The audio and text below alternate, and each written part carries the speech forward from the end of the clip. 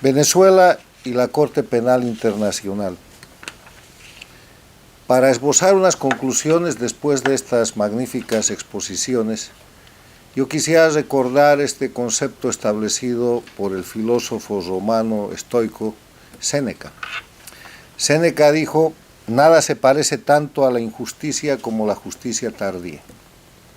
Y de ese concepto filosófico nació un concepto popular, que es el que la justicia que tarda ya no es justicia. Y de eso estamos hablando.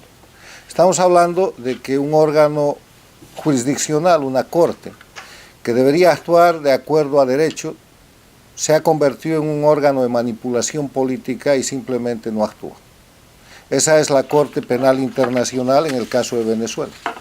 La Corte Penal Internacional, que tiene competencia para juzgar 4 tipos de delitos: los crímenes de genocidio, los crímenes de lesa humanidad, los crímenes de guerra y los crímenes de agresión, ha sido incapaz hasta ahora de abrir causa respecto a los crímenes de genocidio y los crímenes de lesa humanidad de la dictadura de Venezuela en la gestión de Nicolás Maduro, porque Chávez ya está muerto.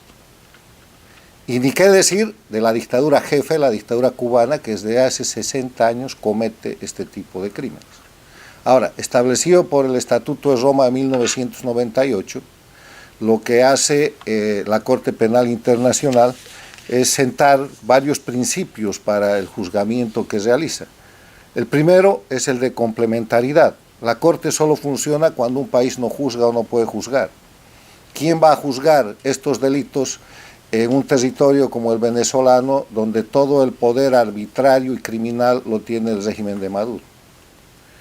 La Corte juzga bajo el principio de nullum crimen sine lege. No hay crimen sin ley, y hay leyes para demostrar y prueba ampliamente acumulada en la Fiscalía de esa Corte respecto a la comisión de delitos de genocidio y crímenes de lesa humanidad por el régimen de Maduro.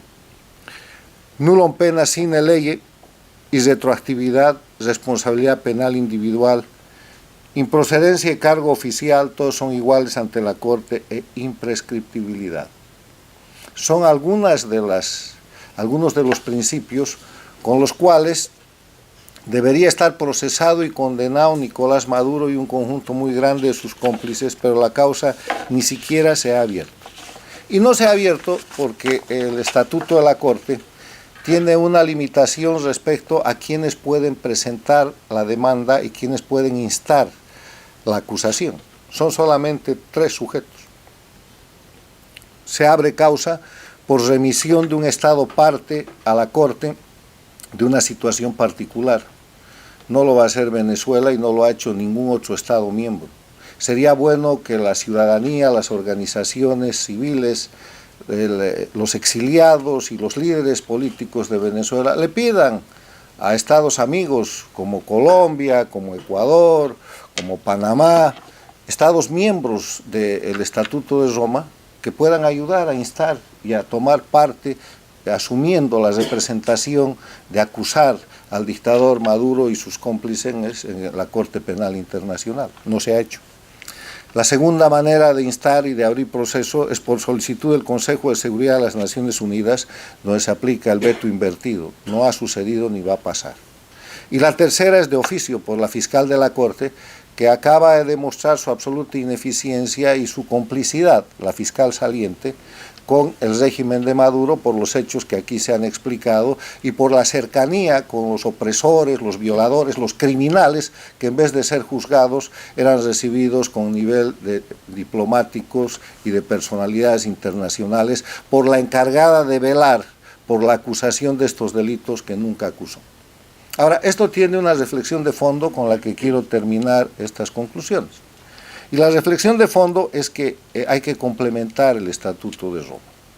No es posible que crímenes de la naturaleza, de los crímenes de lesa humanidad, del genocidio, los crímenes que se están viendo cometidos en vivo y en directo y que están probados como hechos notorios internacionales en países como Venezuela, como Cuba, como Nicaragua, como la propia Bolivia, en el régimen de 14 años de Evo Morales, solo dependan de algún Estado parte del Consejo de Seguridad de las Naciones Unidas o de un fiscal que hasta ahora ha demostrado que no cumple su trabajo. La modificación que se debe hacer en el Estatuto de Roma es que hay que darle personería o capacidad procesal a los sujetos de la sociedad, empezando por los individuos afectados y por sus familiares. ¿Quién mejor que los familiares de las víctimas para tener personería y poder acusar en la Corte Penal Internacional a los victimarios? No estamos hablando de darle personería a instituciones políticas o politizadas que a título de ONGs o de otro tipo vayan a hacer de esto un mecanismo de persecución.